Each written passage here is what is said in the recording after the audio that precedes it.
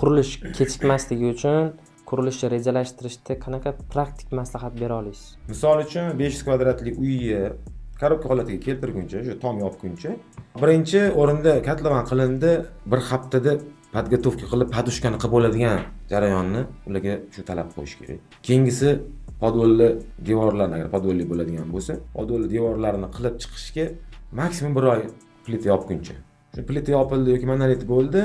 Agar monolit bo'lgan stoykalari qoladi, o'tdi, beton qotishga ham bir 27 kun kerak ekanmidi.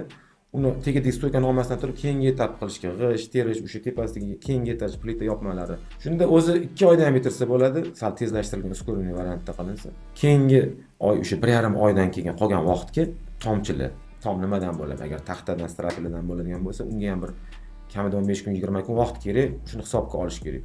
U yerda yog'ingarchilik, o'sha pogodniy условияlarni обязательно hisobga olib, minus bo'lmay qoladigan payt o'sha betonlarni qarash kerak. Yog'ingarchilik tom qilayotganda hammasi hisobga olib, o'sha vaqt-vaqtiga qo'yilsa, to'g'ri reja qilinsa, ulgursa bo'ladi.